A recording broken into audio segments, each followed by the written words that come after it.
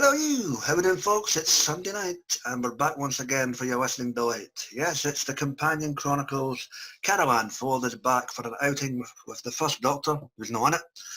We're on the planet of Malkus, or Malkus, as the case may be, and we're on the planet of the Gifted. Susan has become one of the said Gifted, as she is separated from the Doctor, Ian and Barbara. We have the mysterious Project E, along with Rage, Project A, and a somewhat derelict planet. Why is Project E locked up? Why is Rage after him? And why is Susan wanting to help? Well, you're about to find out before we get to that. Oh, let's get to this. It's who's here this evening. Joining us from Texas, he has the beard that must be from Texas. Tim Wells, I'll go to Tim.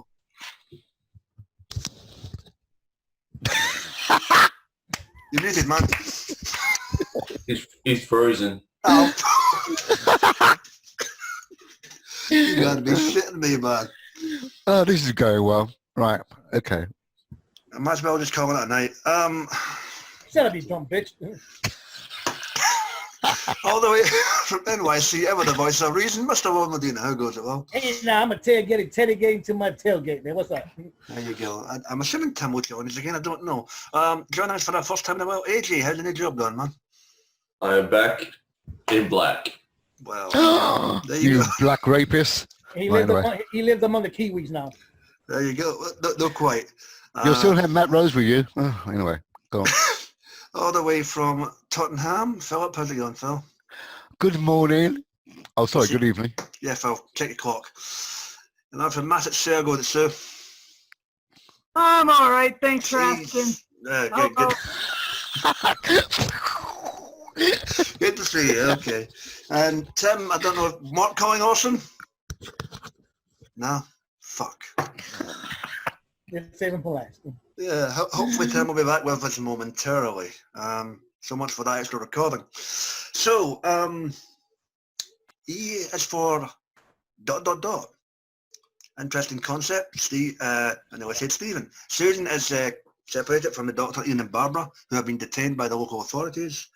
She stumbled into the cell of Project E, one Virgil Winters.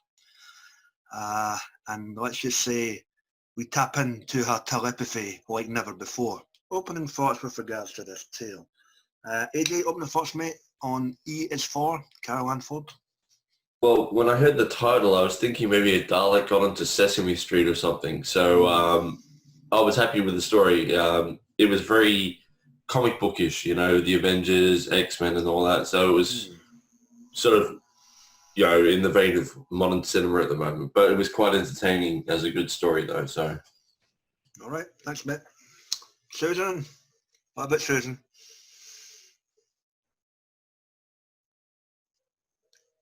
Anybody?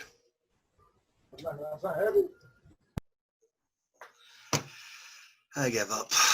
Well, go for it.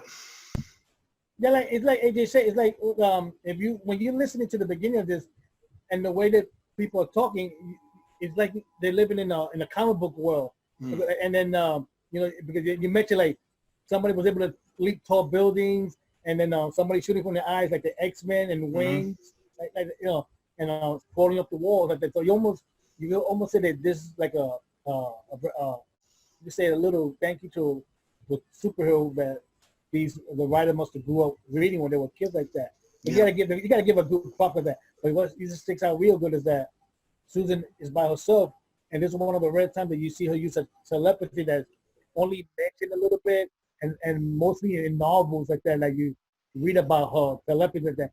So you gotta get prop that actually was able to use. They did this in Big Finish, because I was afraid that maybe the BBC was like, don't do it like that, because we never hardly used it. But I'm glad they did, and it's pretty good like that.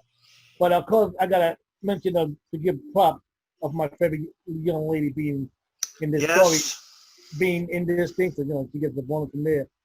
And it's a shame that she had to play on Rage. But then again, after what happened to the last story, she's still upset that she hasn't gotten any. So you can't blame her for that. Yeah, interesting outing here for Alicia Barman playing the playing the big bad, or at least the antagonist of this thing anyway. Philip, enforcement. it's the Suicide Squad done in Doctor Who form. That's how I see it. So, and but it's good though. When they're trying to escape all the other alphabets, I'm going to call them that because that's what they basically are. When they're trying to escape all the alphabets, that was fun. And then also, weapon E, what? E was for extinction, wasn't it? Is that the word? Extinction. That's what was implied. Yeah. So he's basically meant to destroy all things living. But it was not. It was good. The idea that Susan's telepathy was played a part of it, I wish they would have embellished that in the actual TV show itself, because I remember she did say that she felt like she was just nobody in the TV show. She had nothing going for her. So that would have been nice to embellish back then in the 60s. To be fair, they just touched on it with the first outing with the censor rights not long before she decided to leave. Yeah, that's true. But the story overall, I did like it. Do you know what? I like when it expanded into where the computer goes a bit nutty. The main AI. Yeah, again played by Lisa Barman, but yeah. Okay, the AI, it was the best part of the story for me. When it started kicking in and doing all sorts of shit, then that's when I thought the story picked up. Telling Virgil to go to his room for one. Yeah, go to your room.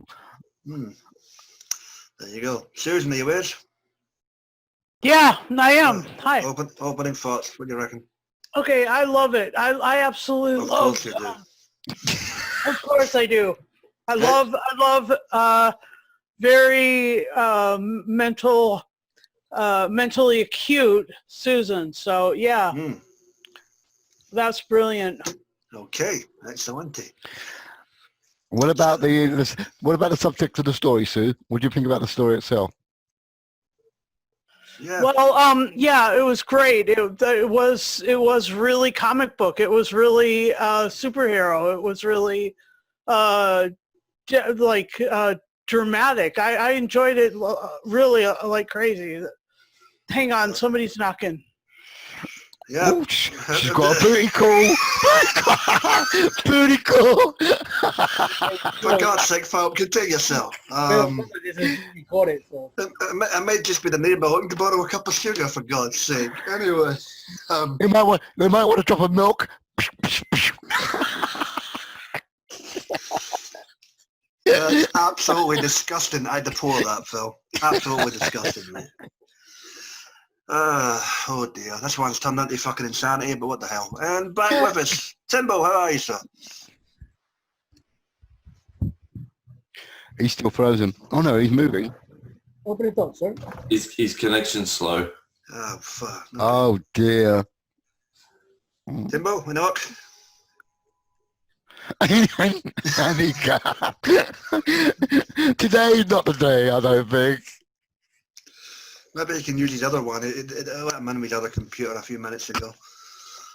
For me, yeah, it was enjoyable enough. Like the guys have alluded to, it's a homage to the superhero genre. It was quite cute at the end where he, Virgil opened his phaser type thing and he saw the colour blue for the first time. That was...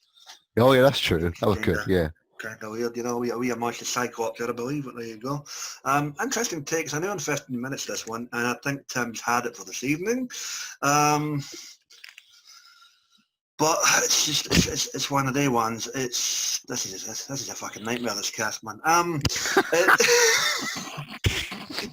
It's one of these stories where you get to delve in and expand a wee bit more into Susan's telepathy, which is nice.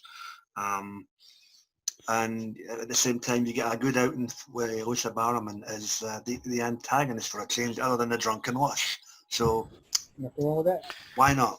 Why not? All right, guys. Any events or circumstances that stood out for you within this tale, Philip?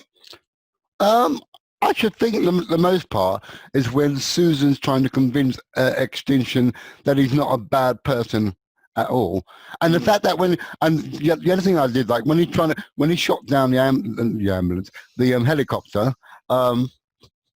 he was even though it's a drone, he was very concerned that it might have people in it, and she was in fact saying, you know what, you did all right, man. It was beautiful. It was good. Yeah. Don't beat yourself up, basically. Yeah. Okay. AJ, anything? Yeah, just a little winks and nods to the comics, like Spear. shield, you know, for the Marvel comics. His code number was 019631. So 1963 is the year Doctor Who and the X-Men came out as well. So they did a lot of research and, you know, to try and squish it all into this story. It was quite well done, I thought, the little winks and nods. Very interesting format indeed. Well, anything for you? Yeah, it does set up the way they were using these letters as weapons, especially Eve, on missions like that. Especially when he found that female friend, who, you know, whether he has romantic feelings for or not, because she was gifted also. That's the way they were using gifted, like that TV show, The Gifted. And then they were and like what was going on in the comics, a lot of them the government wants to use them as weapons like that, and don't see them as people. That stood out right there. But what's good, I also in a way, Rage is not wasn't killed off. So this sort of plot can continue on another story. Wise, it doesn't have to be with Susan or the First Doctor. It could be anybody, anywhere. So there's a potential right there for a follow-up. Okay, well, time will tell on that one. Briggsy, you have your mission. Susan, anything? Yeah, I think that that E actually stood for exterminate, and I always got this sense that there was like this that because they were all being their best giftings being generated, that or being inspired or empowered, that perhaps this was some sort of technological thing that was going on, that the AI was actually like a Dalek controller. That was just my thought for a second. Okay. But also I thought that there was a lot of I felt a lot of like fear with Rage going on, and that was cool. And of course, I've heard that in other audios, Susan actually uses her psychic abilities a lot, like to capture the Master's TARDIS and to so she's that part of her reality has been expanded. It's quite it's quite developed now, and so those very things were my favorite moments. All right. Cool. The aspect I enjoyed was the whole going through the alphabet until you got to E type thing. You had the AI, then you had the beast outside of Virgil's bedroom. You were just going through different components of the alphabet until you got to obviously E. So wasn't exactly an episode of Sesame Street, but it was fun nevertheless. So what can you do? Not bad out for anyone 10 minutes, so you cannot grumble, folks. And it's another showcase for Caravan Ford. And with that, guys, open mic portion of the cast. Anything else you want to bring up before we get this rated and in the can quickly? Do we know what part of the story takes place at? Like following what? Well, probably before she leaves, but yeah, Oh yeah, that's true. Anything else? Not really. No? Nothing? All right, this man's been a bit higgledy-piggledy and a bit of a shit can, but what the hell? What's in the can? It's in the books. Philip, you were saying something, but you're muted. Still muted. Oh, I thought I had my voice on. I can't remember what I said now. Never mind. Shit can. See what I mean? Okay, fine.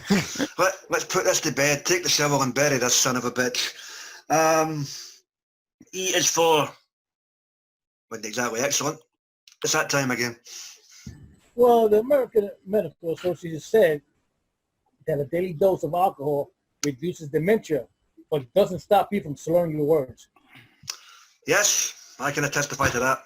I am Sylvester the Cat. Cheeky bastard. Oh my God. E is for Caravan Ford, for the First Doctor, Companion Chronicles Volume 3, Story number 1. AJ, what did you get out of 10, buddy?